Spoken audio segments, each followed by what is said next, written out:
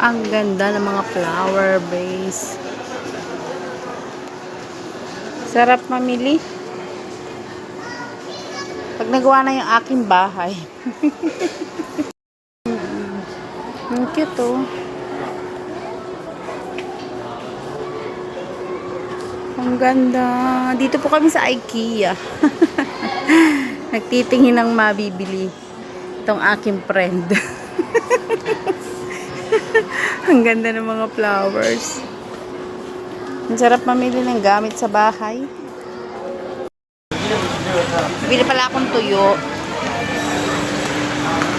Yung danggit pang almusal. Dahil off tomorrow, makakapag-breakfast sa bahay. Sana meron. Meron kaya? Ay, wala. Walang danggit. Kaya bibilin kong ulam.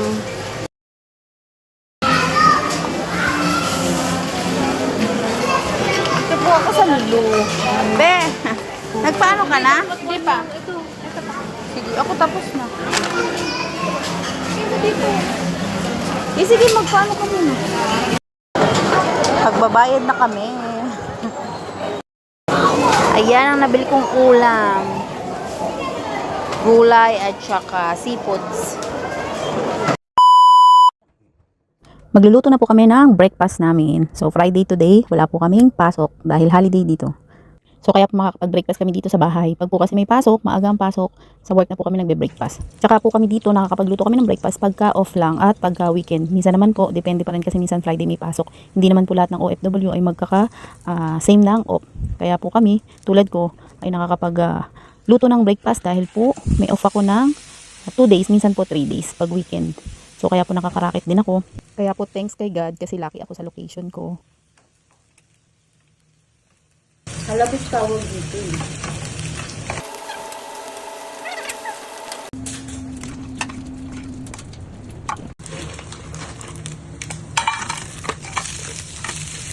Halabos tawag sa amin na.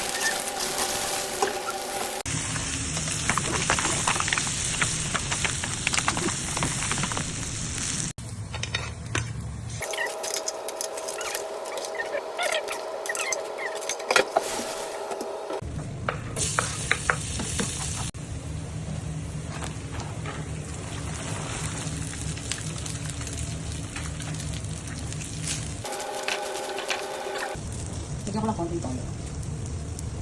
Para sarap. Ang kulay ang bukal. Para matagdagan yung toyo ko. Diba?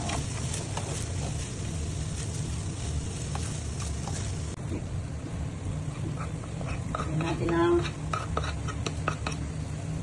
pasarap. Healthy na. Sarap pa.